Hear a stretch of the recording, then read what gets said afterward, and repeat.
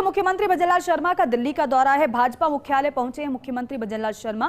BL संतोष से कर रहे हैं वो मुलाकात। विधानसभा उपचुनाव और राज्यसभा चुनाव को लेकर चर्चा मुख्यमंत्री की बीएल संतोष से हो रही है और बीएल संतोष से मुलाकात होना कई मायनों में बेहद अहम हो जाता है।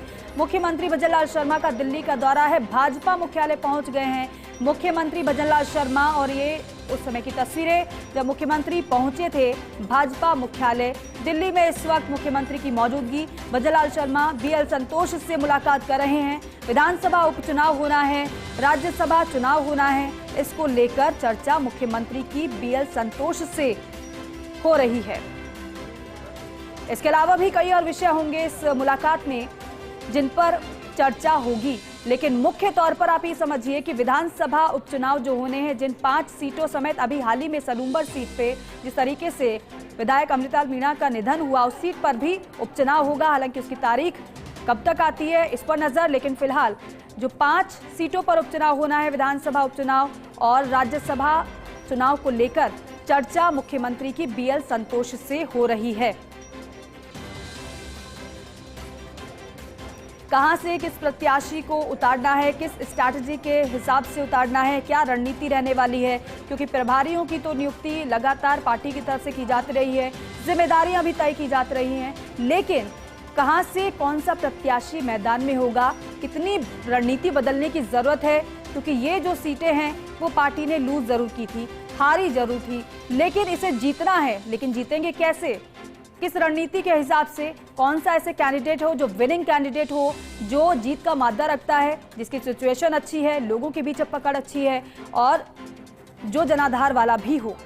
इन सभी बातों का ख्याल प्रत्याशी को चुनने के लिए किया जाता है। लेकिन बीएल संतोष से जब मुलाकात हो जाएगी तो संभवतः उसके बाद थोड़ी जानकारी मिल पाए कि आखिरकार इस मुलाकात में चर्चा क्या हुई है। सहयोगी ऐश्वर्य प्रधान हमारे साथ जुड़ रहे हैं। ऐश्वर्य, इस मुलाकात को लेकर बताइएगा। जाहिर सी बात है, उपचुनाव को लेकर जो विधानसभा उपचुनाव होने वाले हैं वो और राज्यसभा चुनाव होगा वो, उसको लेकर चर्चा तो होगी ही। इसके अलावा किस मायने में, किस तरीके से इस मुलाकात को आप देख रहे हैं?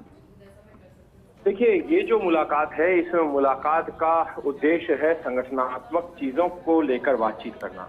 पहली बात तो अब उपचुनाव सामने है, तो उपचुनाव की रणनीति किस तरीके से बने, और उसके अलावा कुछ विषय ऐसे हैं जैसे मंत्रिमंडल फेरबदल विस्तार जैसे विषय। हालांकि वो विषय अभी इतने ज्यादा चर्चाओं में नहीं है, लेकिन किरोड़ी लाल मीणा फैक्टर है या मंत्रिमंडल फेरबदल विस्तार जैसे फैक्टर है, तो उन मुद्दों पर तो बातचीत होनी है। उसके अलावा संगठनात्मक चीजों को लेकर यहाँ पर बातचीत बड़ी महत्वपूर्ण है कि संगठनात्मक चीजों की लाइन और लेंथ तय की जाए। यानी कि अब जो मदन राठौड़ की भी टीम बनेगी, उसके अलावा सत्ता में भी कई राजनीतिक घोषणाएं होती है। राजनीतिक जो लोग हैं उनको अलग से बोर्ड या आयोग में भेजा जाता है, तो बोर्ड आयोग में किसे भेजा जाए, इस तरीके के ऐसे बहुत सारे विषय हैं। और जो हमारे पास जानकारी है, पिछले दिनों जयपुर से एक छोटी सूची गई है जो मोटे तौर पर प्राथमिक तौर पर जिन लोगों को शामिल किया जाना है, वो ऐसे लोगों की सूची जाने की भी हमारे पास खबरें हैं कि कोई एक छोटी सूची गई है संगठन से चर्चा के तौर पर,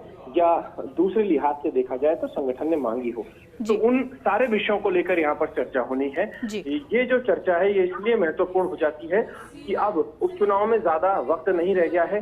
उससे पहले मुख्यमंत्री चाहेंगे कि या फिर आला कमान चाहेगा, सारी चीजें बैलेंस हो जाए। बिल्कुल ठीक है ऐश्वर्य, बहुत शुक्रिया इस पूरी जानकारी के लिए। तो देखिए, बीएल संतोष से मुलाकात मुख्यमंत्री की चल रही है।